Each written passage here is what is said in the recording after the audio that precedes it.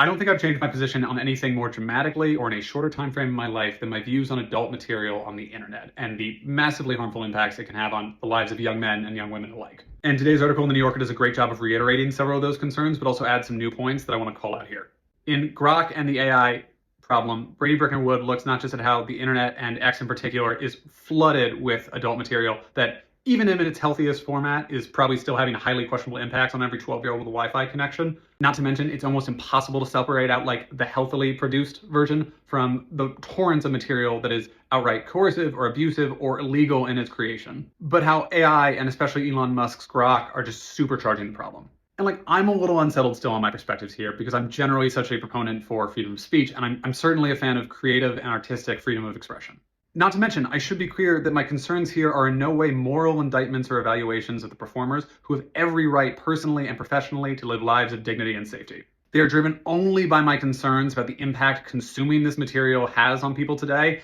and the near impossibility of producing it safely. Now, the article makes several good points, and I want you to go read the whole thing, but the two I'll draw out are these. The first is that we have to understand, especially if this isn't something you're super familiar with anymore, that the default tropes of online adult material have become this like taboo seduction. I mean, if you go to the homepage of one of the most visited websites on planet Earth, the material that is pushed to viewers is going to be taboo seduction between like stepbrothers and stepsisters, bosses, employees, teachers, students, step-parents, etc., etc. Wood writes, and I like this, abandoning all inhibitive and critical faculties in the face of extreme pleasure, no matter the life-shattering consequences on the other side of the pleasure, is a central tenet of mainstream.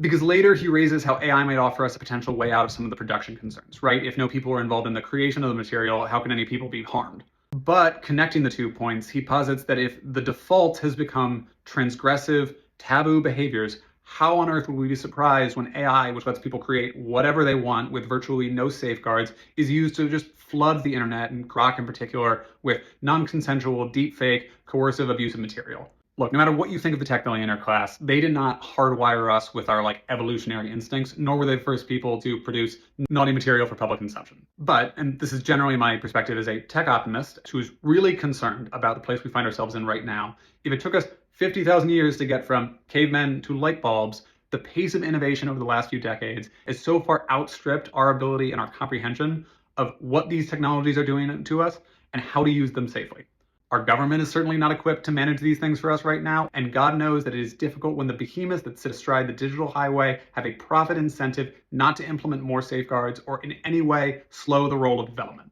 In this particular domain, I really worry about the impacts that can have on the lives of young people everywhere.